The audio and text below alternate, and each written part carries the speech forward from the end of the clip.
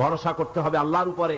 আর বিপদ যত বড় পাহাড় সমান হয়ে আসুক, ধৈর্য অবলম্বন করতে হবে। ধৈর্য হচ্ছে মুমিনের সবচাইতে বড় গুণ। মুমিনের সবচাইতে বড় কোয়ালিটি কি? আমার বন্ধুগণ, কোরআনে কারিমে আল্লাহ রাব্বুল আলামিন গোটা বিশ্বের সমস্ত মুসলমানদের জন্য কোরআনে কারিমে আম্বিয়া আলাইহিস সালাম তাদের সবরের দৃষ্টান্তগুলি আল্লাহ নিজে তুলে ধরেছেন আমাদের ইবরতের জন্য, আমাদের শিখাবার জন্য, আমাদের সবক দেওয়ার জন্য। কোরআনে কারিম হযরত আইয়ুব আলাইহিস সালামের সবরের ঘটনা কোরআনে কারিম তুলে ধরেছে।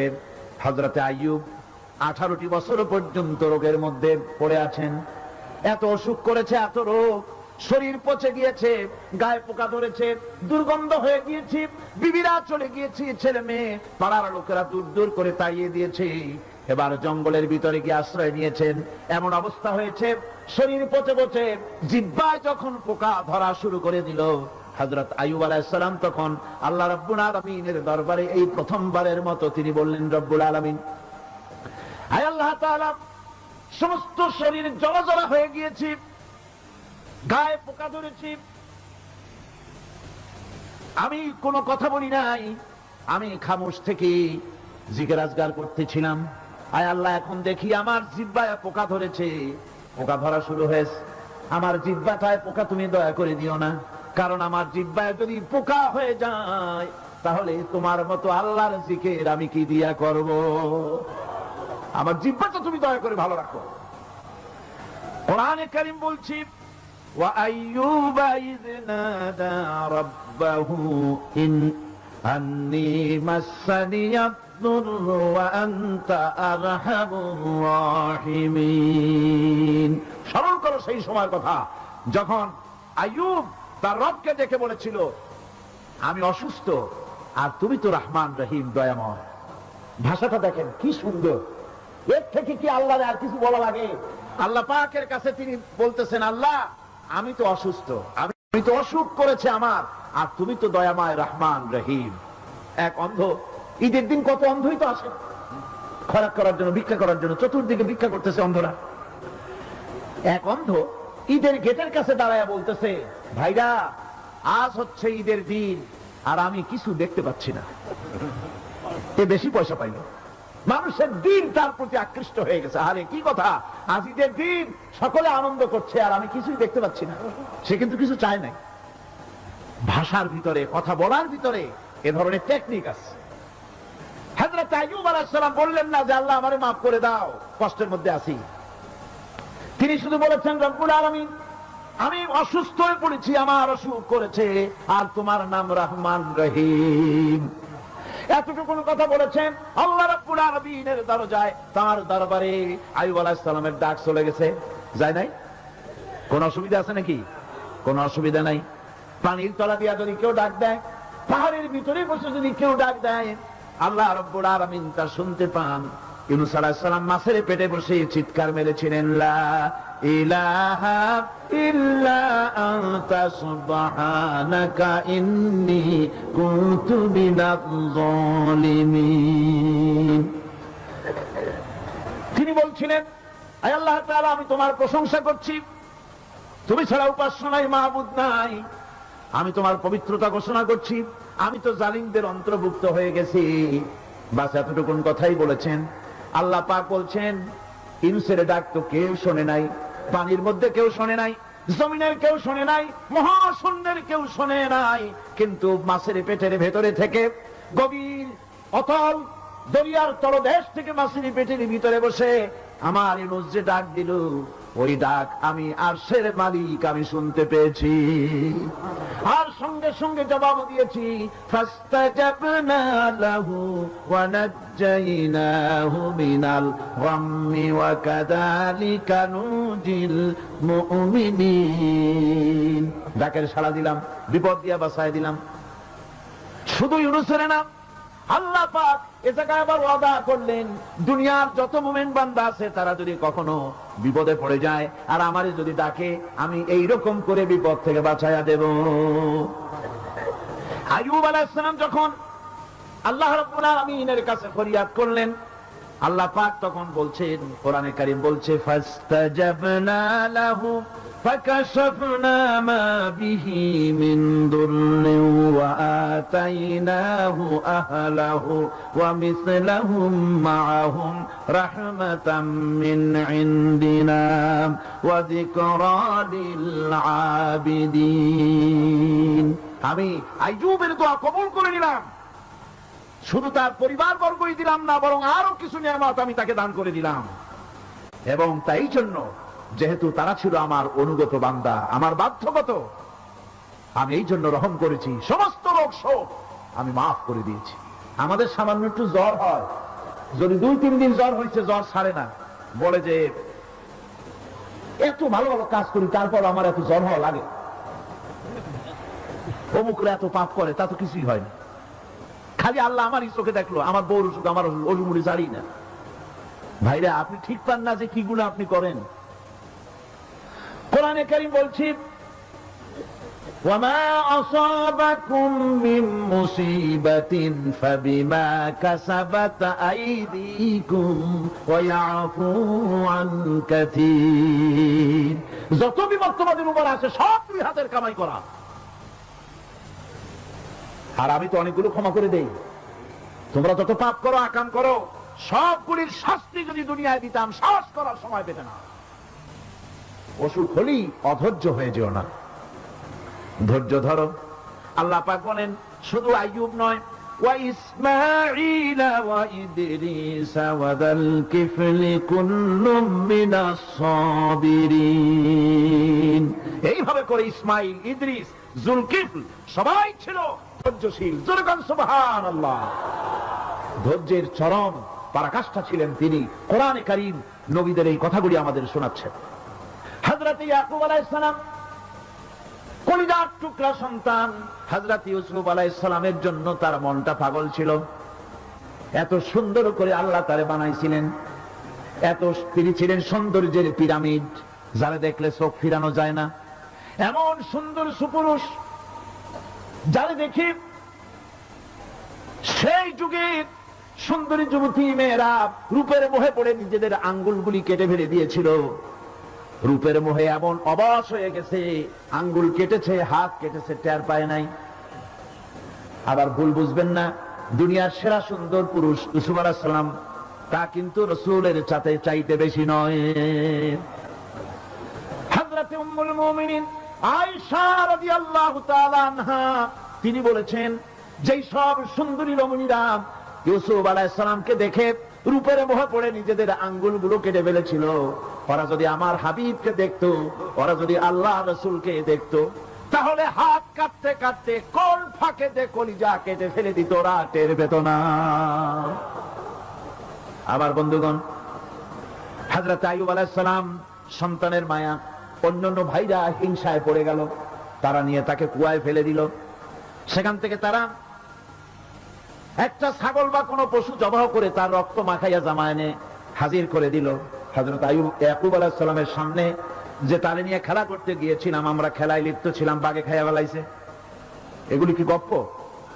এগুলি কি কোরআন? আল্লাহ পাক শোনাচ্ছেন, বিশ্ববাসীকে শোনাইছেন। সূরা ইউসুফের চাইতে এত সুন্দর উপাখ্যান গোটা পৃথিবীতে আর নাই। সুবহানাল্লাহ। অনেকে ইউসুফ জুলাইখার কেসা খুব মজা করে পড়ে, ফুর্তি করে, প্রেমের গল্প পড়ে। এটা কোনো প্রেমের গল্প নয়। ইউসুফ আলাইহিস সালাম, জুলাইখা ইউসুফ আলাইহিস সালামের জন্য কাঁদতে কাঁদতে চোখ কানা হয়ে গেছে। এরপর ইউসুফ আলাইহিস সালাম জুলাইখারে পাওয়ার জন্য পাগল হয়ে গেছে। নাউজুবিল্লাহ, এটা হয়নি কখনো। তিনি আল্লাহর পয়গম্বর, আর আল্লাহ কেমনে তারে বাঁচিয়েছেন? যখন জুলাইখা ঘরের ভিতরে সুন্দর করে যৌন উন্মাদনামূলক চিত্র অঙ্কিত করে ঘরের মধ্যে আটকায় দিয়েছে, তালা লাগায় দিয়েছে, আর নিজে যৌন উদ্দীপক কাপড় চোপড় পরেছে না পরার মতোই। সে যুগের সুন্দরী মেয়ে জুলাইখা, তার কুপ্রবৃত্তিকে চরিতার্থ করার জন্য আহ্বান করা হয়েছে। হযরত ইউসুফ আলাইহিস সালাম লক্ষ্য করে দেখলেন এমন জায়গা, এখান থেকে পালাবার তো পথ নাই, দরজা বন্ধ করে দিয়েছে। তিনি শুধু তখন কেবলমাত্র আল্লাহ রাব্বুল আলামিনকে ভয় করলেন। আল্লাহকে ভয় করে আল্লাহর নাম নিয়ে যখন তালাবদ্ধ দরজার দিকে দৌড় দিয়েছেন।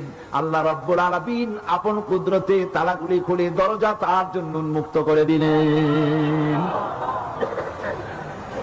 ইউসুফ আলাইহিস সালামকে থালায় দিয়ে এভাবে করে কাপড় এনে দিল তার সামনে, রক্তমাখা কাপড় পেয়ে হযরত ইয়াকুব আলাইহিস সালাম সন্তানদের মুখে কাহিনী শুনে তিনি কি বললেন? কোরআনে কারীম তা কোট করেছে, তিনি চিক দিলেন না, ফাল দিলেন না, ফিট হয়ে পড়লেন না। তিনি বললেন, কলিজার টুকরা সন্তান তার মরার খবর শুনেছেন। তিনি বললেন কি? ফাসাবুরুন জামিলুন ওয়াল্লাহুল মুস্তাআনু আলা মা তাসিফুন। আমি উত্তম সবর অবলম্বন করব। তোমরা যে কাহিনী রচনা করেছো এর বেলায় আমি আল্লাহর কাছে সাহায্য চাই। আমি উত্তম সবর অবলম্বন করব। আমার ভাইরা 11 ভাই মনে করেছিল ইউসুফ আলাইহিস সালামকে মরণ কুয়ায় ফেলাই দিছি। তারা তো ঠিক পায় নাই এটা মরণ কুয়া না, এটা হচ্ছে একটা সুড়ঙ্গ, যাকে ইংরেজিতে বলে টানেল। এটা এমন একটা সুড়ঙ্গ, ওরা মনে করেছে মরণ কুয়া। কিন্তু আল্লাহ রাব্বুল আলামিন এই কুয়াতে এমন বানালেন, ওরা একদিকে ফেলাই দিল মরণ কুয়ায়, এই কুয়ার আরেক মুখ দিয়া আল্লাহ রাব্বুল আলামিন ইউসুফ আলাইহিস সালামকে নিয়ে মিশরের সিংহাসনে বসায়া দিলেন। এটা মরণ কুয়া নয়, এটা রাজ সিংহাসনে বসার সুড়ঙ্গ পথ। ইউসুফ আলাইহিস সালাম আজ প্রেসিডেন্ট, সুবহানাল্লাহ, প্রেসিডেন্ট হয়ে বসে আছেন। ওদিকে কেনানে অভাব লেগে গেছে, সেখানকার মানুষেরা সাহায্য নিতে এসেছে। ওই 11 ভাইও আসছে। হযরত ইউসুফ আলাইহিস সালাম দেখেই চিনে ফেলেছে, ওরা কিন্তু তখনও ঠিক পায় নাই। হযরত ইউসুফ আলাইহিস সালাম চিনে ফেলেছেন। এখন কি করা উচিত? সবগুলাকে ঠ্যাং উপরের দিকে উঠাইয়া তারপরে সমানে ধোলাই দেওয়া হইতো স্বাভাবিক ছিল, আমাদের মতো মানুষ হইলে, ঠিক কিনা? ঠিক তো বলবেনি, অভ্যাস তো এটাই। হযরত ইউসুফ আলাইহিস সালাম তাদের সামনে পরিচয় দিলেন। তারা যখন বুঝতে পারলো, লজ্জায় তাদের মাথা হেট হয়ে গেল। হযরত তারা এক তো লজ্জা, আর 2 নম্বরের ভয়, জান দিয়া কেনানে কেউ ফিরে যেতে পারবো না। এখন অবস্থা হয়েছে যে জীবনই যায় নাকি এখানে। হযরত ইউসুফ আলাইহিস সালাম ভাইদের এই করুণ দুরবস্থা বুঝতে পারলেন। বুঝে চরম ধৈর্য ধরে তিনি কি বললেন? তিনি বললেন, লা তাসরিবা আলাইকুমুল ইয়াউম। ও ভাইরা, তোমাদের বিরুদ্ধে আমার কোনো ক্ষোভ নাই, দুঃখ নাই, বিদ্বেষ নাই, হিংসা নাই, আল্লাহর রাস্তায় মাফ করে দিলাম। সুবহানাল্লাহ। এর নাম পয়গম্বর। এর নাম কি? পয়গম্বর। কিসের লেনিন, কিসের মার্কস? জওয়ানেরা, ভুল পথে মানুষ চলেছিল, আলহামদুলিল্লাহ আল্লাহ এগুলারে ডাস্টবিনে ফেলাই দিচ্ছে। কারণ আলহামদুলিল্লাহ, আলহামদুলিল্লাহ। পয়গম্বর কারে বলে? কারে বলে পয়গম্বর? কি চরিত্র!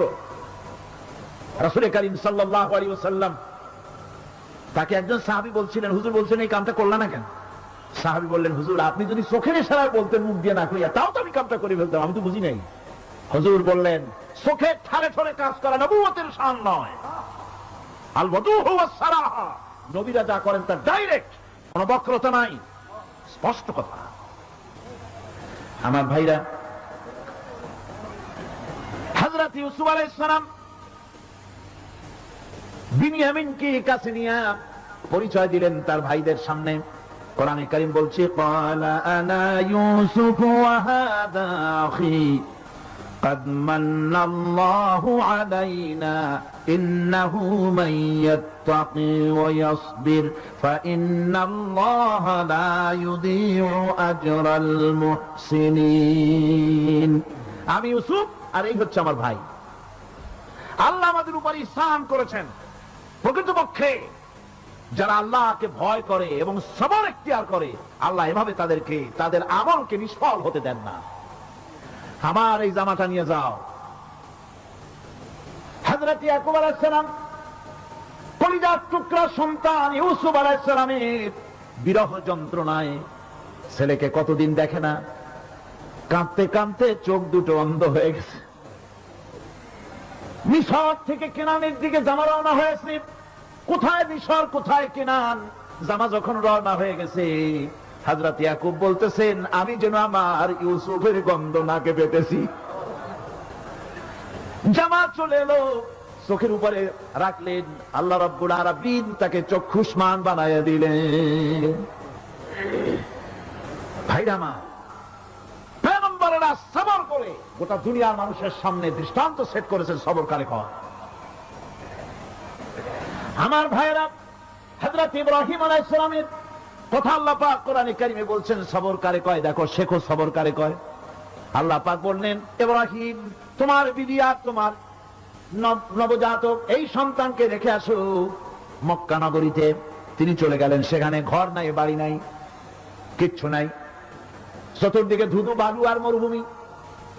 হযরতে হাজরা বলছেন, ইব্রাহিম সামান্য পানি আর খাবার দিয়া আমার সন্তান শুদ্ধ এখানে রেখে যেতেছো, আমি কি অপরাধ করেছি? কোনো জবাব নাই। দুইবার তিনবার বলার পরে হাজরা বলছেন, ইব্রাহিম গো, তবে কি আমার আল্লাহর হুকুম মতো আমারে রেখে যাচ্ছ নাকি? হযরত ইব্রাহিম আকাশের দিকে আঙ্গুল উঁচু করলেন। কথা বলবেন, বাক শক্তি বেরোচ্ছে না। 80 বছর বয়সের সময় একটা বাচ্চা আল্লাহ তারে দিচ্ছেন, আর এমন বাচ্চা পয়গম্বরের ছেলে, কি সুন্দর চেহারা, মরুভূমির উপরে ফালাই দিয়ে রওনা হয়ে যাচ্ছেন, মুখ দিয়ে কথা সরছে না, আকাশের দিকে দেখালেন। হযরত হাজরা বুঝতে পারলেন। হযরত হাজরা বলেন, ইব্রাহিম কোনো চিন্তা নাই, নিশ্চিন্ত মনে বাড়ি ফিরে যাও। আমি আমার আল্লাহর উপরে এতটা ভরসা করে আল্লাহর হুকুমে যদি আমার এখানে রেখে যেয়ে থাকো, ওই আল্লাহ পাক আমাকে আর আমার কলিজার টুকরা ইসমাইলকে পানিতে আর খাবারে মারবেন না, অবশ্যই তিনি ব্যবস্থা করবেন। ব্যবস্থা হয়ে গেল। হযরত ইসমাইল বড় হয়ে গেলেন। আল্লাহ পাক অর্ডার করলেন, জবাহ করো ছেলেকে।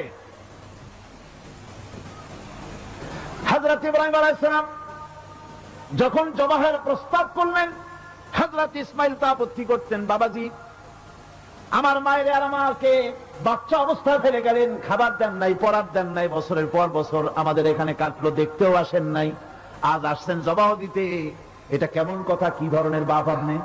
এরকম বলছে নাকি? এরকম বলছে? হযরত ইব্রাহিম আলাইহিস সালাম প্রস্তাবটা কিভাবে পারলেন? আল্লাহ পাক কোরআনে কারিমে দৃষ্টান্ত রেখে দিয়েছেন। আল্লাহ পাক বলছেন, হযরত ইব্রাহিম ছেলেকে বললেন, ইয়া বুনাইয়া, হে আমার কলিজার টুকরা, লাডলা, হে আমার কলিজার টুকরা সন্তান, ইন্নী আরা ফিল মানাম আন্নী আযবাহুক, আমি স্বপ্নে দেখছি আমি যেন তোমাকে জবাহ করতেছি, ফানজুর মাযা তারা, তোমার রায় কি বলো? আমি তো স্বপ্নে দেখছি যে আমি তোমার জবাহ করতেছি, এখন তোমার রায় কি, তোমার মত কি? হযরত ইসমাইল আলাইহিস সালাম শুনিয়া দিলেন দৌড়, নাকি না? হযরত ইসমাইল আলাইহিস সালাম ধৈর্যের প্রতীক, তিনি কি কথা বললেন? তার মুখের কথা কোরআন শরীফে আল্লাহ পাক উঠায় দিলেন। হযরত ইসমাইল বললেন, ইয়া আবাতি ফাআল মা তু'মারু সাতাজিদুনি ইনশাআল্লাহু মিনাস সাবিরিন, হে আমার পিতা, আপনি যে ব্যাপারে আদিষ্ট হয়েছেন আপনি তা পালন করুন, অবশ্যই আমাকে ধৈর্যধারীদের মধ্যে পাওয়া যাবেন। সুবহানাল্লাহ। এক বর্ণনায় এসেছে, হযরত ইসমাইল বললেন, আব্বাজান আমি ধৈর্যধারীদের ভিতরে আমারে পাবেন, তবে জবাহ করার আগে আমার হাত পাটা একটু বেঁধে নেন, কারণ জবাহের যন্ত্রণায় আপনার গায়ে যদি আমার হাত পা লেগে যায় তো বেয়াদবি হয়ে যেতে পারে, আর আমি মরে আমার জবাহ হয়ে যাওয়ার পর আমার রক্ত মাখা জামাটা নিয়া আমার মা হাজেরারে দিবেন, কারণ তাকে মা বলবার মতো আর তো কেউ নাই।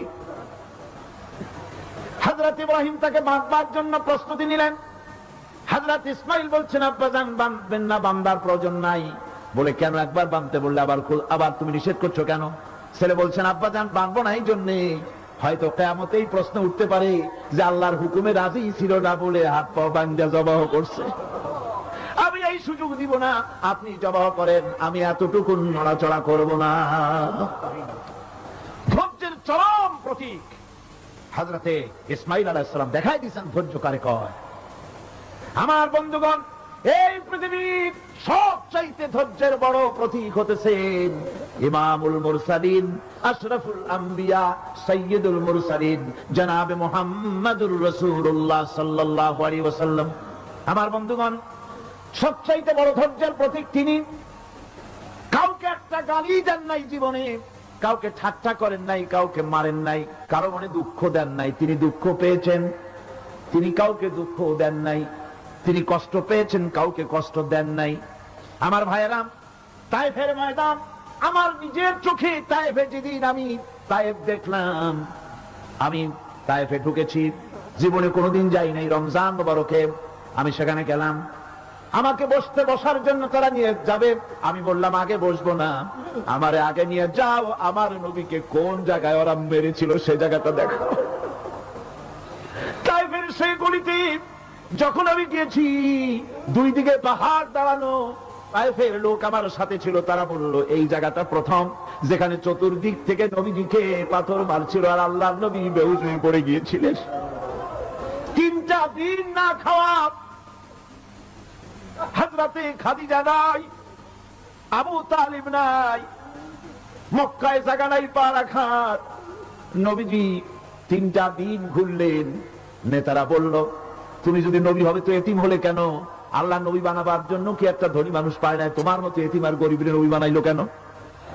আল্লাহ নবী 3 দিন পর যখন দেখলেন কেউ দাওয়াত শোনে না, কেউ মানে না, কেউ গ্রহণ করে না, তখন তিনি নেতাদের অনুরোধ করলেন ঠিক আছে দাওয়াত তো কবুল করলেন না, তবে একটা কাজ করো, অন্তত আমি যে তায়েফে আসছিলাম এই খবরটা মক্কায় দিও না, ওরা আরো অত্যাচার বাড়ায় দেবে।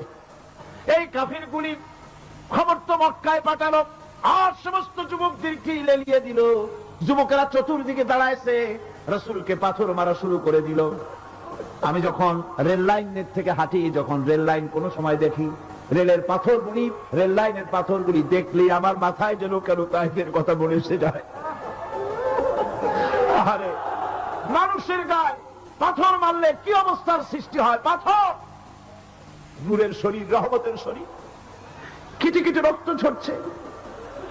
নবীজিকে জোর করে উঠাইয়া জবরদস্তি করে হাঁটার জন্য তারা ধাক্কা মারতেছে। আবার কিছুদিন গিয়ে নবীজি আবার বেহুশ হয়ে পড়েছেন, এইখান থেকে আবার উঠাইছে, আবার ধাক্কা মারতেছে। 3 নম্বরের আর একটা জায়গা আছে যেখানে ভাঙ্গা একটা মসজিদ। তায়েফের লোকেরা আমাকে বলল এই জায়গাটা হলো শেষ জায়গা যেখানে রাসূল করিম 3য়বারের মতো বেহুশ হয়েছিলেন, এখানেই হুজুরের রক্ত ঝরেছে বেশি। 2 রাকাত নামাজ পড়লাম, সিজদায় পড়ে এমন কান্না কাঁদলাম আল্লাহর কাছে। নবীজি যখন হুঁশ এসেছে, হযরতে জিবরাইল বলেন ইয়া রাসূলুল্লাহ, আপনার এই কষ্ট দেখে ফেরেশতারা কাঁদতেছে, আপনি অনুমতি দিয়ে দেন এই 2 পাহাড়কে মিলাইয়া সমস্ত তায়েফবাসী কাফেরগুলি মাটির সাথে মিশাইয়া দেই। নবীজি বললেন জিবরাইল, আমি যদি হুকুম করি আর আমার হুকুম মতো যদি এই কাম করো, একটা কাফেরও যদি না বাঁচে তাহলে কার মুখে পৌঁছাবো লা ইলাহা ইল্লাল্লাহু মুহাম্মাদুর রাসূলুল্লাহ। আমার ভাইরা, হুজুর সাল্লাল্লাহু আলাইহি ওয়াসাল্লাম উঠে বসলেন। এমন সময় হযরতে যায়েদ শরীরের রক্তগুলি মুছে দিতেছেন। হুজুর সাল্লাল্লাহু আলাইহি ওয়াসাল্লাম বসে 2খানা হাত উত্তোলন করলেন। নবীজির চোখ থেকে পানি গড়ায় পড়তেছে। আরে কেউ নাই, আল্লাহ ছাড়া কেউ নাই সাহায্য করার। নবীজি হাত তুলে মোনাজাত করতেছেন, চোখ দিয়া পানি পড়ে দাঁড়িয়ে ভিজে পড়তেছে, গায়ে দিয়া রক্ত ঝরতেছে। নবীজি কি দোয়াটা করলেন? বদদোয়া করলেন না, গজব দিতে বললেন না। নবীজি দোয়া করলেন রব্বুল আলামিন, এই তায়েফের লোকেরা আজকে আমার সাথে যে ব্যবহারটা করেছে, ওরা বোঝে নাই যে আমি তোমার নবী, ওরা বোঝে নাই যে আমি তোমার রাসূল, না বুঝে আবার উপরে যে অত্যাচারটা করলো, আল্লাহ তুমি এই জন্য রাগ করে এই তায়েফে তুমি গজব দিও না। আল্লাহ পাক পরবর্তী সময় হুজুরকে স্মরণ করাই দিলেন, ওয়া মা আরসালনাকা ইল্লা রাহমাতান লিল আলামিন। ও নবী, আপনি হচ্ছেন আমার সমস্ত সৃষ্টি জগতের জন্য, আপনি আমার রহমত, আমার গোটা বিশ্বের জন্য আপনার, আমার সৃষ্টি জগতের জন্য আপনি আমার করুণা।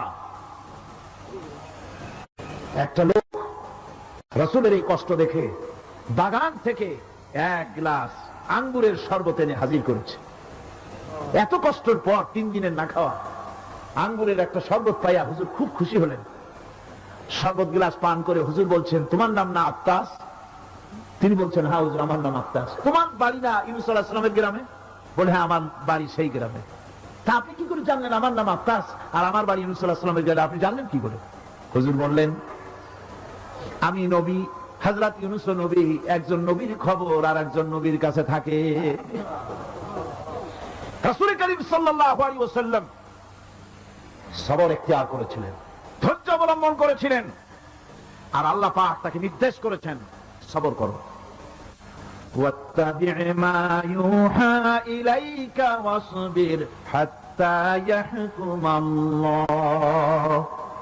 তুমি কেবল সেই জিনিসের অনুসরণ করো যা আমি তোমার প্রতি অবতীর্ণ করেছি, আমি আপনার উপরে যেটা অবতীর্ণ করেছি ওটার অনুসরণ করুন আর সবর ইখতিয়ার করুন যতক্ষণ না আল্লাহর পক্ষ থেকে চূড়ান্ত ফয়সালা না আসে। ধৈর্য ধরুন, ধৈর্য ধরুন। আমার ভাইরা, কাফেরদের নির্যাতনের মোকাবেলায় আল্লাহ পাক তার হাবিবকে সান্ত্বনা দিয়েছেন। যখন কাফেররা নির্যাতন করতেছে, হারে হযরতে বেলাল নির্যাতিত, হযরতে সুমাইয়া নির্যাতিতা, হযরতে খাব্বাব, হযরতে খুবাইব, হযরতে আম্মার রিদওয়ানুল্লাহি তাআলা আলাইহিম আজমাইন, এত মার হতেছে। হযরতে ওমর হযরতে খাব্বাব রাদিয়াল্লাহু তাআলা আনহুকে খোলা গায়ে দেখে বলছিলেন, খাব্বাব রে, তোমার পিঠে এত গর্ত কেন? এত গর্তওয়ালা পিঠ তো আমি মানুষের দেখি নাই, এত চিকুন কোমরওয়ালা মানুষের তো দেখি নাই। তিনি বলেছেন, ওমর তুমি কি ভুলে গেছো? ইসলাম কবুল করার অপরাধী কাফির বেঈমানেরা আগুন জ্বালায়া আংটা আগুনের উপরে আমাকে চিৎ করে শোয়াছে, আমি যেন নড়াচড়া করতে না পারি সেজন্য আমার বুকের উপরে পাথর চাপা দিয়ে রেখেছিল।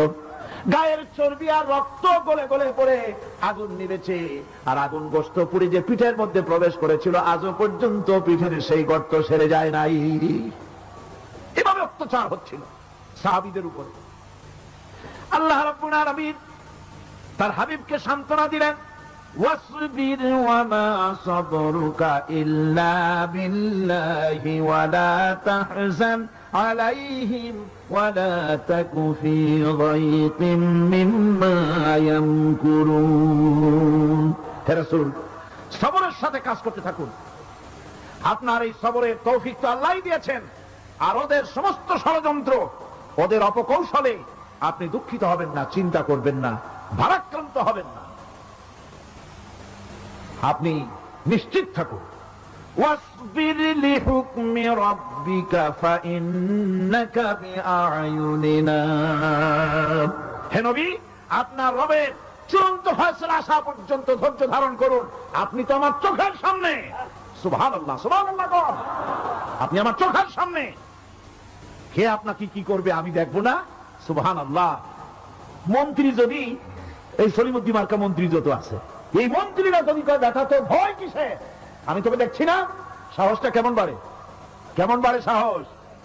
আর এ কোনো মন্ত্রী ছাতা মাথা না, কোন প্রেসিডেন্ট রাজা বাদশা না, আকাশ আর জমিনের মালিক আমার আল্লাহ রাব্বুল আলামিন বলছেন, হাবিব কোন চিন্তা নাই, আপনি আমার চোখের সামনে। ওরা চায় আপনাকে দুনিয়া থেকে মিটাই দিতে, আর আমি চাই ওয়ারাফানা লাকা যিকরাক, আপনার প্রশংসা তো হবে গোটা বিশ্ব জুড়ে, সর্বত্র ছড়িয়ে যাবে আপনার নাম। সুবহানাল্লাহ।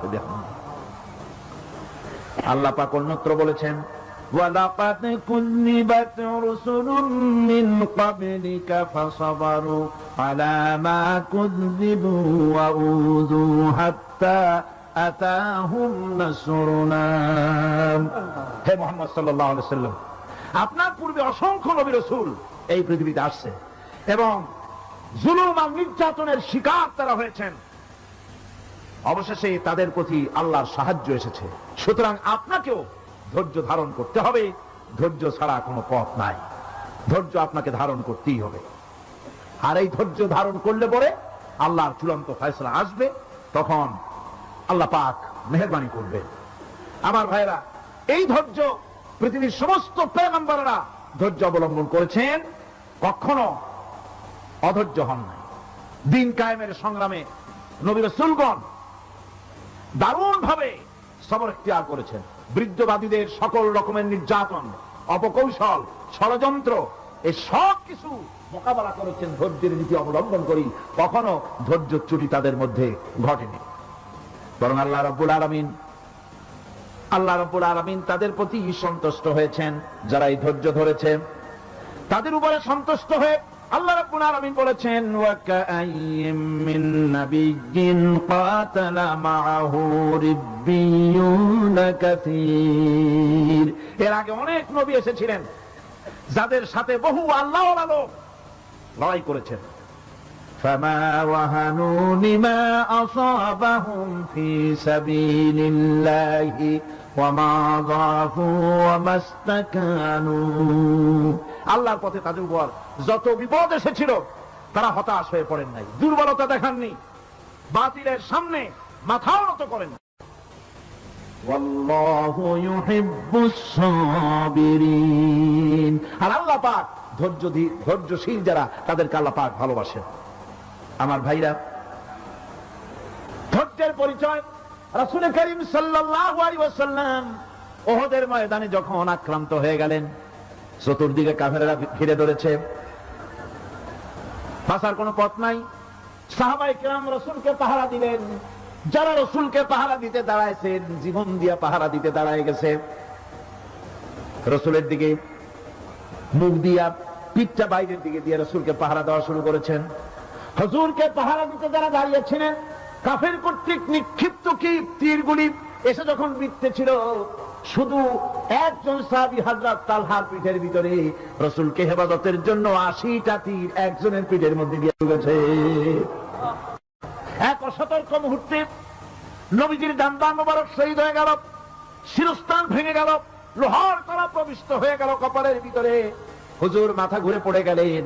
হযরত আবু উবাইদা রাদিয়াল্লাহু তাআলা আনহু হুজুরের মস্তক মোবারককে কোলে করে নিয়ে তারপরে বহু কষ্ট করে মাথা থেকে লোহার কড়া বের করলেন। এবার ওই কড়ার ছিদ্র দিয়ে রক্ত আসতেছে, মুখ দিয়ে রক্ত পড়তেছে, দাড়ি ভিজে যাচ্ছে।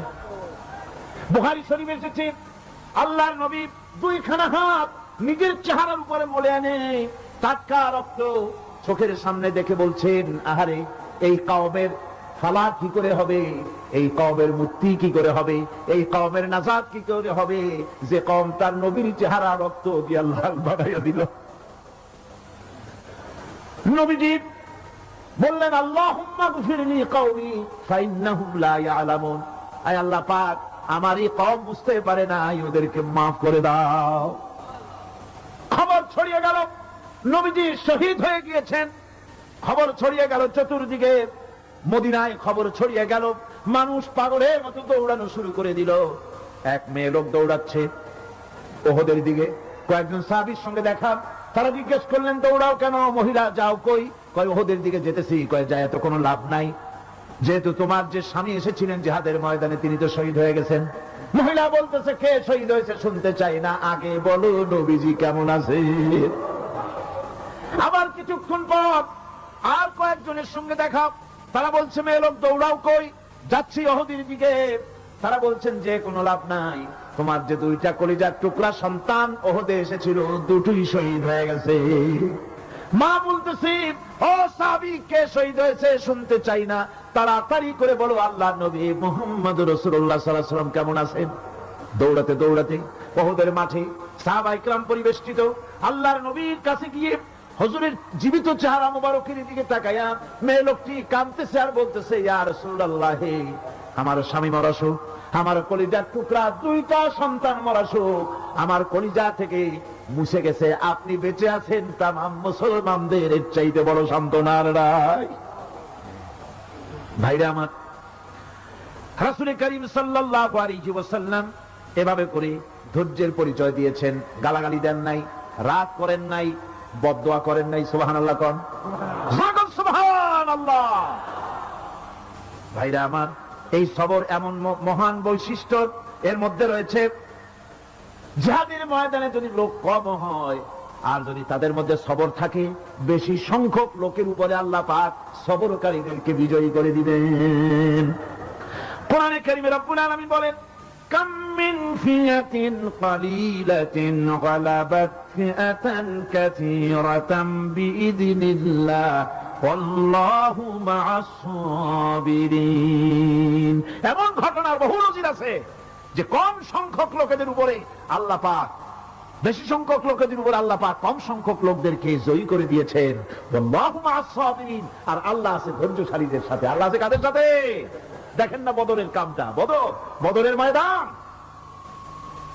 213 জন মুসলমান, অস্ত্রপাতি নাই, সামান্য সামান্য অস্ত্র, আর কাফেরেরা এসছে হাজারেরও বেশি। আমার বন্ধুগণ, ধৈর্যে কত বড় কাম দিল, ধৈর্য ধারণ করেছেন তারা, আল্লাহর উপরে ভরসা করেছেন। আল্লাহ রাব্বুল আলামিন অস্ত্রের কাজ কি দিয়া করায় দিলেন। একজন সাহাবী এসে বলছেন, হুজুর, জিহাদের ময়দান, ইসলামের প্রথম জিহাদ, আমার কাছে তো অস্ত্র নাই, মেহেরবানি করে একটা অস্ত্র আমারে দেন, আমি লাফায় পড়ি জিহাদের মধ্যে। হুজুর বলেন, অস্ত্র তো আমার কাছে নাই, দিবটা কি? সাহাবী বলছেন, হুজুর, অস্ত্র না থাকে যা পারেন তাই দেন, আপনার হাত দিয়ে যা দিবেন, আমি দাঁড়ায় থাকতে পারবো না, জিহাদে আমাকে শরীক হতেই হবে। নবীজি কাছে পেলেন একখানা শুকনা খেজুরের ডাল, খেজুরের ডালখানা তুলে সাহাবীর হাতে তুলে দিলেন। সাহাবী বলেন, রাসূলের হাতের দেওয়া শুকনা খেজুরের ডালটা নিয়ে আমি যখন কাফেরদের ভিড়ের মধ্যে ঝাঁপায় পড়ে যখন শুকনা খেজুরের ডাল দিয়ে আঘাত দিলাম, তখন ধারালো তরবারি দিয়ে আঘাত করলে যে কাম হয়, শুকনা খেজুরের ডালের আঘাতে কাফের দ্বিখণ্ডিত হয়ে জমিনে পড়ে গেল। ভাইরা আমার, আল্লাহ রাব্বুল আলামিন সবর যারা করে, সংখ্যা যদি কম হয়, আল্লাহ পাক তাদেরকে বিজয়ী করে দেবেন, এই ওয়াদা আল্লাহ রাব্বুল আলামিন করেছেন। এই সবরের গুণ ছাড়া জান্নাতেও প্রবেশ করা যাবে না, সবর যদি না থাকে বেহেশতে যাওয়া যাবে না। ভালো করে মনে রাখেন, আল্লাহ পাক বলছেন, আম্মা হাসিবতুম আন তাদখুলুল জান্নাতা ওয়া লাম্মা ইয়া'লামিল্লাহুল্লাযীনা জাহাদু মিনকুম ওয়া ইয়া'লামাস সাবিরিন। তোমরা কি মনে করেছো এমনি বেহেশতে চলে যাবা? এটা কি মামু বাড়ির আবদার নাকি? এমনি বেহেশতে চলে যাবা? অথচ আল্লাহ রাব্বুল আলামিন এখনো দেখেন নিননি যে তোমাদের মধ্যে কারা জিহাদ করতে প্রস্তুত, কারা তোমাদের মধ্যে জিহাদ করে জান দেওয়ার জন্য প্রস্তুত, আর কারা ধৈর্যধারী, এটা তো আল্লাহ এখনো দেখে নেন নাই। সুতরাং হক এবং বাতিলের সংগ্রামে লিপ্ত হতে হবে। আল্লাহ দেখতে চান কারা জীবন দিতে চায়। সুতরাং ইসলামী আন্দোলনে যারা শরীক হবে, তাদের বিপদ এবং মুসিবত দিয়ে আল্লাহ রাব্বুল আলামিন তাদের সাহসিকতা এবং ধৈর্যের পরীক্ষা নিবেন। কোরআনে কারীম বলছে, وَلَنَبْلُوَنَّكُمْ حَتَّى نَعْلَمَ الْمُجَاهِدِينَ مِنكُمْ وَالصَّابِرِينَ وَنَبْلُوَ أَخْبَارَكُمْ। অবশ্যই আমি তোমাদেরকে পরীক্ষার সম্মুখীন করব, আর তোমাদের মধ্যে সত্যিকার মুজাহিদ, দৃঢ়তা অবলম্বনকারী কারা, আমি তা দেখব। এটা যেন আমি দেখে নিতে পারি, সেই জন্য আমি বিপদ এবং মুসিবতের মধ্যে তোমাদের ফেলবো। ধৈর্যধারীদের উপরে আমার রহমত অবশ্যই থাকবে। সবর এমন এক সম্পদ যা ধারণ করলে পরে আল্লাহ রাব্বুল আলামিন রাষ্ট্রীয় ক্ষমতা দান করে দেন। কোন সুবহানাল্লাহ, জোরে কোন সুবহানাল্লাহ। ধৈর্য ধারণ করলে আল্লাহ রাষ্ট্রের মতো বিরাট নিয়ামত আল্লাহ হাতে তুলে দিবেন। তার প্রমাণ কোরআন শরীফ আল্লাহ বলছেন, বনী ইসরাঈলরা মিশর থেকে যখন বহিষ্কার হয়ে গেল, তাদের যখন পা রাখার কোনো জায়গা থাকলো না, বনী ইসরাঈলরা মিশর থেকে যখন বহিষ্কার হয়ে গেল, এরপরে আল্লাহ পাক তারা যখন ধৈর্য অবলম্বন করলো, আল্লাহ পাক তাদের ব্যাপারে বলছেন, ওয়া আওরাসনাল কওমাল্লাযীনা কানু ইসতাদআফুনা মাশারিকাল আরদি ওয়া মাগারিবাহাল্লাতী বারাকনা ফিহা। আর তাদের স্থলে আমি নির্যাতিত লোকদেরকে প্রতিষ্ঠিত করলাম। পশ্চিম এবং উত্তরের তাদেরকে আমি পশ্চিম এবং পশ্চিম এবং পূর্বের উত্তরাধিকারী তাদেরকে বানায় দিলাম। বিরাট এলাকা তাদের হাতে আমি তুলে দিলাম। ওয়াতাম্মাত কালিমাতু রাব্বিকাল হুসনা আলা বানি ইসরাঈলা বিমা সাবারু। আর এভাবে করে আল্লাহ পাক তার কথাকে পূর্ণ করলেন বনী ইসরাঈলদের উপরে। সবর ইখতিয়ার করার জন্য, ধৈর্য ধরার কারণে আল্লাহ পাক রাষ্ট্রের মালিক তাদের বানায় দিলেন। জোরে কোন সুবহানাল্লাহ। সবর যদি করা হয়, তো যুদ্ধ যদি বাদে, যদি জিহাদ শুরু হয়ে যায়, আল্লাহ পাক বলেছেন ফেরেশতা দিয়ে সাহায্য করবে। যদি সবর থাকে তোমাদের, সবর থাকলে আল্লাহ কি দিয়ে সাহায্য করবেন?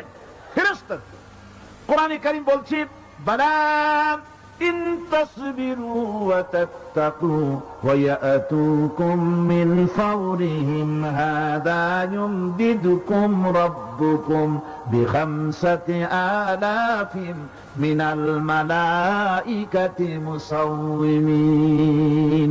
হ্যাঁ, তোমরা যদি ধৈর্য অবলম্বন করো আর আল্লাহকে ভয় করে চলো, তাহলে এক্ষুনি আল্লাহ রাব্বুল আলামিন তোমাদের জন্য কাতারে কাতারে শৃঙ্খলাবদ্ধ ৫,০০০ ফেরেশতা দিয়ে তোমাদেরকে সাহায্য করবেন। সুবহানাল্লাহ।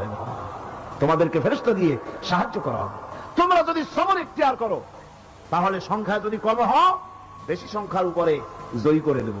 ইয়াকুম মিনকুম 20 সাবিরুনা ইয়াগলিবু মিআতাইন, যদি তোমাদের ভিতরে ধৈর্যশীল 20 জন হয় আমি 200 কাফেরের বিরুদ্ধে তোমাদেরকে জয়ী করে দেব। সুবহানাল্লাহ। তোমরা যদি হও ধৈর্যশীল 200 কি কয় 20 জন 200 কাফেরের উপরে তোমরা জয়যুক্ত হয়ে যাবে। আর বিপদ আর মুসিবতে যারা ধৈর্য ধরে তাদের জন্য আল্লাহর পক্ষ থেকে সুসংবাদ। সুসংবাদ কাদের জন্য? ধৈর্যধারীদের জন্য।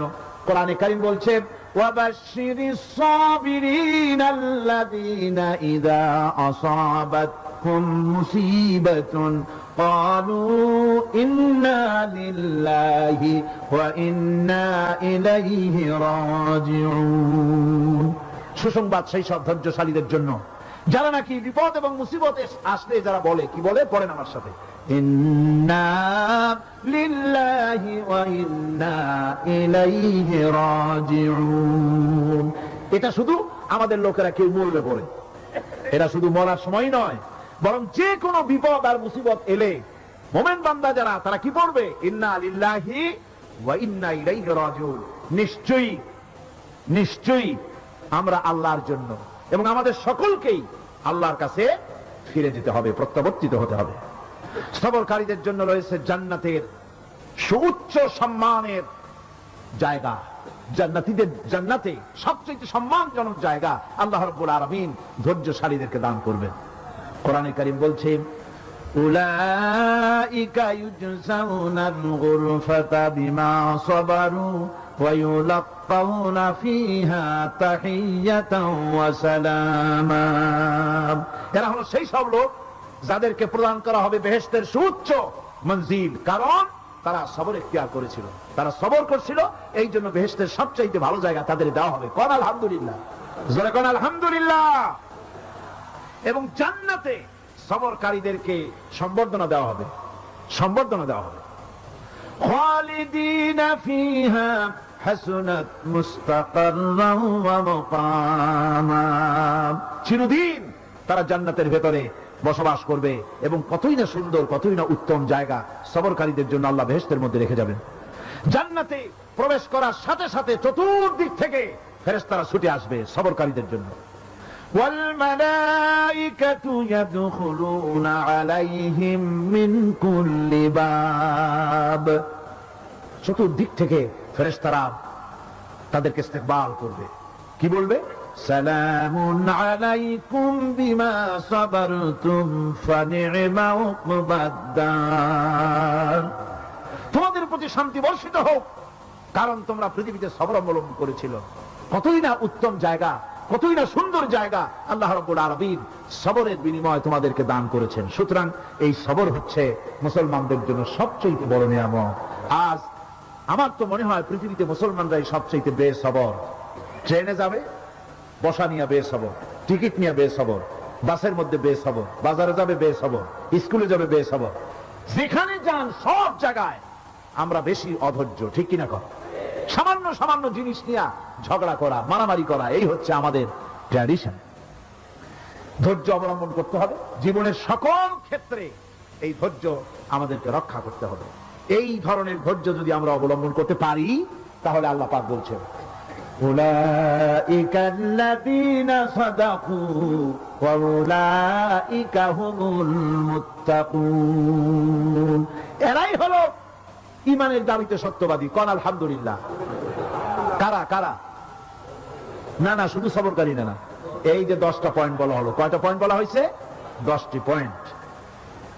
সেই 10টি পয়েন্ট যারা পালন করবে এরা হলো ঈমানের দাবিতে সত্যবাদী, আর এরাই হচ্ছে প্রকৃতপক্ষের মুত্তাকি। আমরা মুত্তাকি বুঝি দাঁতে ছাতা, দাড়ি দাড়ি আশ্রয় না, জাব্বা জুব্বা গায়ে দিয়ে কোনো জায়গায় পড়ে থাকে, এটা বড় মুত্তাকি, খুব পরহেজগার। সালাদ চট্টর যদি পড়ে তাহলে তো আরো বড় পরহেজগার। জি, আর যদি কাপড় চোপড় মোটেও না থাকে তাহলে তো খাজা বাবা হয়ে গেল।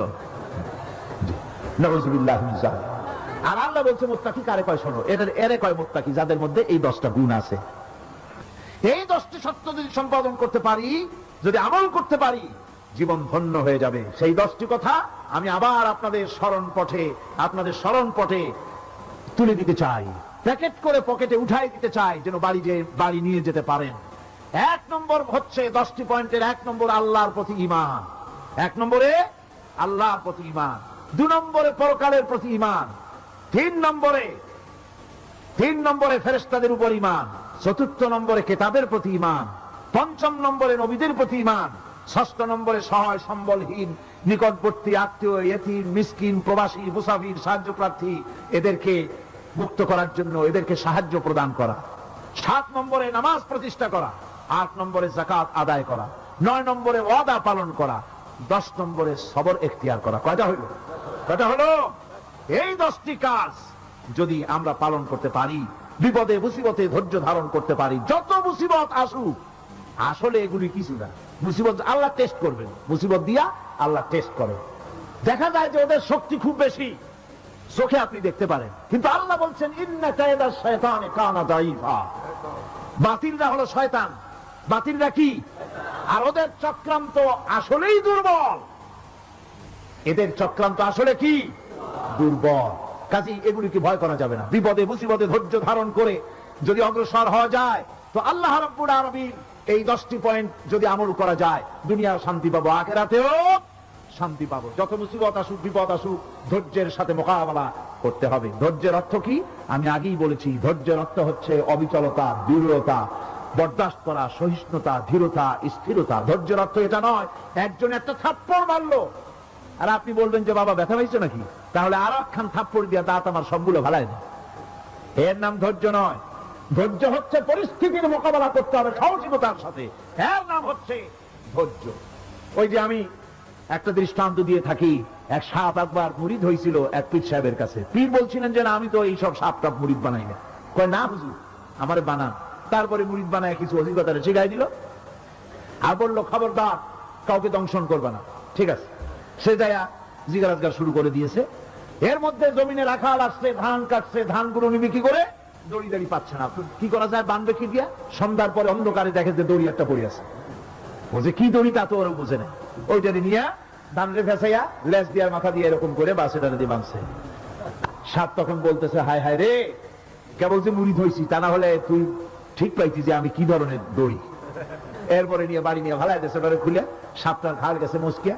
বহুত কষ্ট করে হুজুরের বাড়ি গিয়ে হাজির, কয় যে হুজুর কি একখান জিকের শিখাইলেন, আমার তো ঘাটটার মুসকে শেষ। আশ্চর্য কথা, কত মানুষ মুরিদ হইলো, কত কিছু মুরিদ হইলো, কারো তো জিকের করলে ঘাড় মস্কে যাবে কেন, এটা কেমন কথা? কয় হুজুর ঘটনাই। আরে বেটা ঘটনা এইটা, তুই কি করছিলি? কয় যে আপনি যে নিষেধ করছেন দংশন করতে, আমি তো দংশন করতে পারিনি। আরে বেটা দংশন করতে নিষেধ করছিলাম, ফোস করতে তো নিষেধ করি নাই। তোরে যখন দড়ি মনে করে হাত দিছিল, ফোস করে উঠতি, ওই রাখা লাভ দিয়া বর্ডার পার হইয়া দিল্লি চলে যেত। কাজী ধৈর্যের মানে শীত হয়ে পড়ে না। ধৈর্য মানে অবিচলতা, দৃঢ়তা নিয়ে শক্তি সঞ্চয় করে আল্লাহর উপরে ভরসা করে বাতিলের বিরুদ্ধে ঝাঁপায় পড়তে হবে, বাতিল উৎখাত হতে বাধ্য হবে।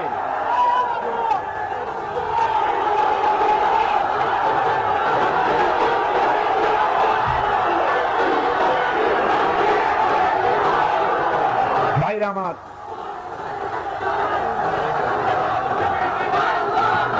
সুতরাং আলহামদুলিল্লাহ আমরা কোরআনে কারিমের এই আয়াতে কারিমার আমরা যদ্দূর পারলাম আলোচনা করেছি। আল্লাহ পাক যেন এতে বরকত দেন। জোরে কোন আমিন, আরো জোরে কোন আমিন। মোনাজাতের জন্য বসেন, এক্ষুনি মোনাজাতের জন্য দাঁড়ানো ভাইরা সব বসে পড়েন। আল্লাহুম্মা আমিন।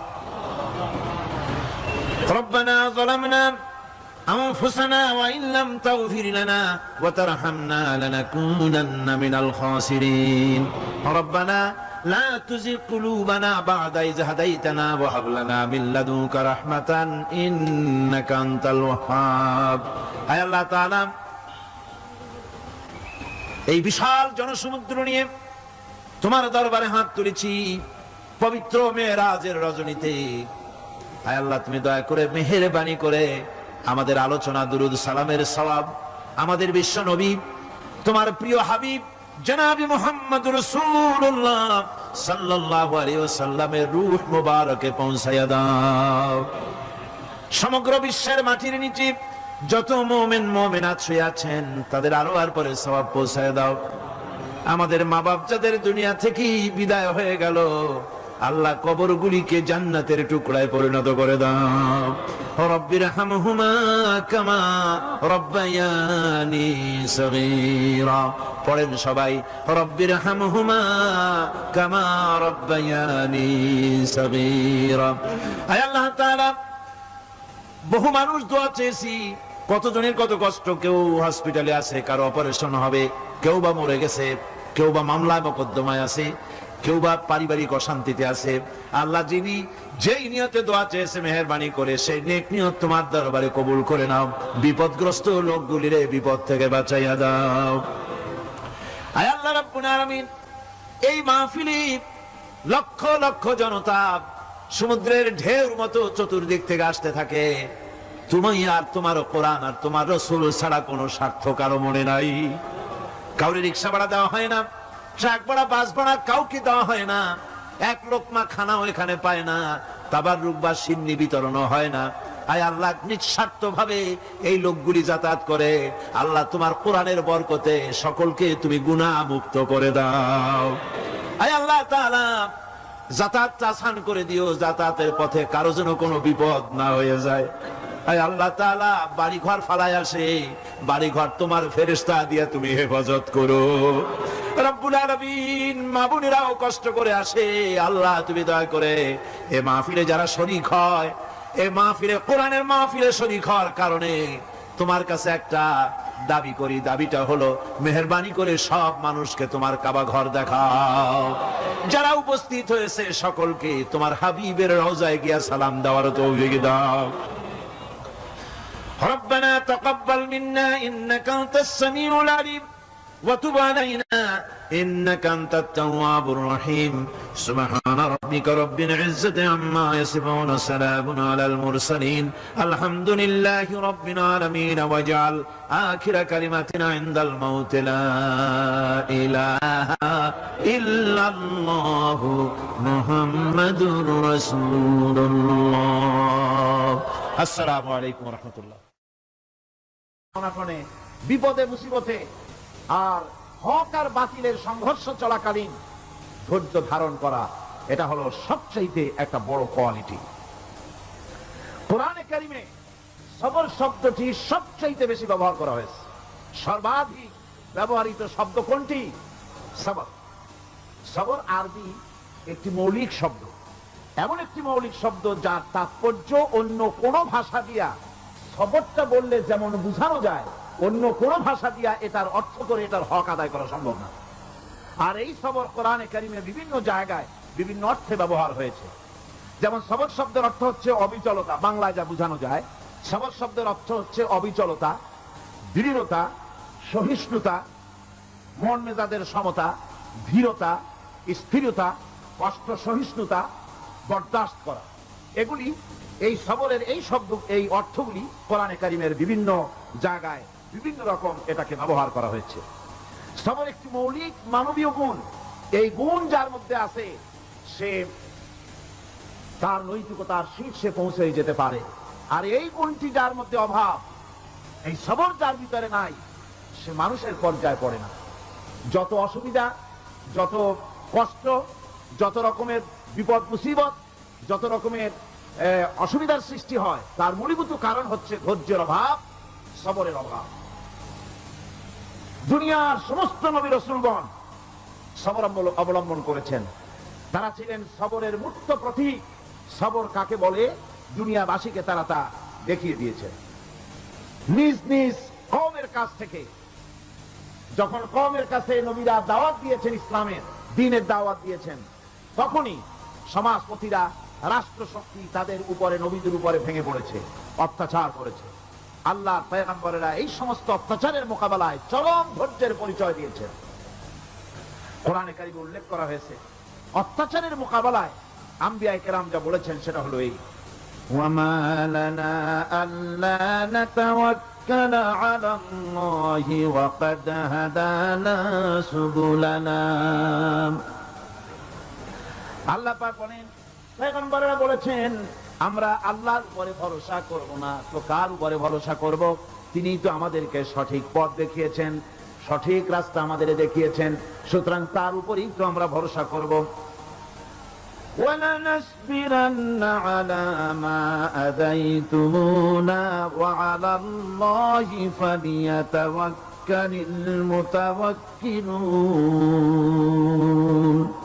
তোমরা আমাদের যে সব কষ্ট দাও, পীড়ন দাও, সেজন্য আমরা ধৈর্য অবলম্বন করব। তোমরা আমাদেরকে কষ্ট দিচ্ছ, আমরা ধৈর্য অবলম্বন করব আর ভরসা করব কেবলমাত্র তার উপরে যে আল্লাহ রাব্বুল আলামিন আমাদেরকে নবী করে পাঠিয়েছেন। সেই ভরসা করতে হলে সেই আল্লাহর উপরেই তো ভরসা করা উচিত। আমরা সেই আল্লাহর উপরে ভরসা করে আছি। তোমাদের যত খুশি আমাদের বিরুদ্ধে ষড়যন্ত্র করো, আমাদেরকে অত্যাচার করো। কোরআনে কারিমে হযরত হুদ আলাইহিস সালামের ঘটনা আল্লাহ রাব্বুল আলামিন এভাবে এনেছেন। তামাম এলাকার মানুষ তার বিরুদ্ধে ক্ষিপ্ত হয়ে গিয়েছে। সমাজের লোক, রাষ্ট্র শক্তি হযরত হুদ আলাইহিস সালামের উপর অত্যাচারের পাহাড় ভেঙে দিয়েছে। হযরত হুদ আলাইহিস সালাম একা মানুষ, সমাজের রাষ্ট্র শক্তির এই দুর্বিসন্ধির ষড়যন্ত্রের চ্যালেঞ্জ তিনি গ্রহণ করলেন। আর তিনি বললেন, তিনি যেটা বললেন আল্লাহ পাক কোরআনে তা কোট করে দিলেন। দুনিয়ার সমস্ত ইসলামী আন্দোলনের কর্মীদের জন্য আল্লাহ পাক কোট করে দিলেন, সমস্ত মুমিনদের জন্য তা উল্লেখ করলেন। হুদ আলাইহিস সালাম তিনি জাতিকে বললেন, ফাকিদুনি জামিআন সুম্মা লা তুনদিরুন। তোমাদের যত ক্ষমতা আছে সমস্ত ক্ষমতা নিয়ে আমার বিরুদ্ধে তোমরা ষড়যন্ত্র করো, আর আমাকে এতটুকু অবকাশ দিও না। আমি সেই আল্লাহ রাব্বুল আলামিনের উপরে ভরসা করেছি, যার কুদরতি হাতের ভিতরে আমার জান, আর গোটা পৃথিবীর সমস্ত প্রাণীর জান যার কুদরতি হাতের মধ্যে, যার হাতের ভিতরে গোটা পৃথিবীর সমস্ত জান, সে আল্লাহর উপরে ভরসা করেছি। যা খুশি তোমরা আমার বিরুদ্ধে করতে পারো। সুবহানাল্লাহ। এটার নাম হলো ঈমান, এটার নাম সবর, এটার নাম ধৈর্য। এই ধৈর্য আসে ঈমানে কামিল হলে পরে এবং আল্লাহর উপরে পরিপূর্ণ বিশ্বাস হলে পরে। যদি কারো দিনের মধ্যে কথা বিশ্বাস থাকে যে আমার জন্য আল্লাহর পক্ষ থেকে যদি কোনো বুলেট নির্ধারণ করা থাকে, গোটা বিশ্ব যদি আমাকে পাহারা লাগায়, ওই বুলেট থেকে আমাকে বাঁচাইতে পারবে না। আর আমার জন্য যদি একটা বুলেট আল্লাহ কর্তৃক নির্ধারিত থাকে, তাহলে গোটা পৃথিবীর মানুষ চেষ্টা করেও সেই বুলেট থেকে আমাকে রক্ষা করতে পারবে না। এটার নাম হচ্ছে ঈমান। এই ঈমান যখন মানুষের মধ্যে সৃষ্টি হয়ে যায়, তখন সে বিপ্লবী শক্তিতে পরিণত হয়ে যায়। তার কাছে ভয় বলে কোনো জিনিস থাকে না, যেহেতু সে তো ভরসা করেছে এমন শক্তির কাছে যার চাইতে প্রচন্ড ক্ষমতা আকাশেও কারো নাই, জমিনেও। তিনি কে? জোরে চিল্লায় বলেন, তিনি কে? আমার বন্ধুগণ, রাসূল কারীম সাল্লাল্লাহু আলাইহি ওয়াসাল্লাম হিজরতের রাতে সূর পাহাড়ের গায়ে সওরের কাছে যখন চলে গেছেন, ফজরের রক্ত হয়ে হয়ে আসতেছে। হযরত আবু বকর রাদিয়াল্লাহু তাআলা আনহু বলছেন, হে আল্লাহর রাসূল, এখন আর অগ্রসর হওয়া ঠিক হবে না, বেলা উঠে গেলে ধরা পড়ে যাব। এখানে গুহা আছে, ভিতরে প্রবেশ করি। হযরত আবু বকর রাসূলের সম্মতি পেয়ে হযরত আবু বকর রাদিয়াল্লাহু তাআলা আনহু বলছেন, ইয়া রাসূলুল্লাহ, পাহাড়িয়া গুহা, সাপ বিচ্ছু থাকতে পারে, আমাকে অনুমতি দেন, আমি আগে ভিতরে ঢুকে সাফ করে আপনাকে ডাকি। ভিতরটা সাফ করে তিনি ডাকলেন। রাসূল কারীম ভিতরে ঢুকে বলছেন, আবু বকর, পাহাড় বেয়ে বেয়ে বড্ড কষ্ট হয়েছে, একটু বসো, তোমার উরুর উপরে মাথা রেখে আমি একটু ঘুমাইয়া যাই। আল্লাহর নবী আরাম ফরমাচ্ছিলেন। সকালবেলায় কাফির বেঈমানরা যখন আস্তে আস্তে করে গুহা মুখে পৌঁছে গেছে, পায়ের চিহ্ন এখানে শেষ, তাদের নিশ্চিত ধারণা এর ভিতরেই নবীজি আছেন। বলছে, বেরিয়ে আসো। একজন বলে নাই, আর একজন বলে আছে, এভাবে তাদের মধ্যে দ্বিমত হয়ে গেল। হযরত আবু বকর বলছেন, ইয়া রাসূলুল্লাহ, আমরা তো ধরা পড়ে গেছি, আমাদের তো আর উপায় নাই। এই গুহাটা এতই অগভীর, শুয়ে যদি হাঁটু উঁচু করা যায়, উপর থেকে দেখা যায়, বসতে পরে মাথা দেখা যায়, ধরা তো পড়ে গেছি, উপায় নাই। আল্লাহ নবী তখন তার হাবিব, তার বন্ধুকে কি বললেন? বিশ্ববাসীর জন্য আল্লাহ পাক কোরআনে তা উঠায় দিলেন। নবীজি তার বন্ধুকে ডেকে বললেন, লা তাহজান ইন্নাল্লাহা মা'ানা। ও আমার সাথী, কোনো চিন্তা করো না, ভয় পেও না, শঙ্কিত হয়েও না। আমরা মাইনরিটি নই, আমরাই মেজরিটি, কারণ আল্লাহ রাব্বুল আলামিন আমাদের সাথে আছেন। সুবহানাল্লাহ। এই চিন্তা, এই ধারণা যদি মানুষের মনের মধ্যে থাকে, তাহলে কখনোই তার মন দুর্বল হবে না, ঈমান দুর্বল হবে না।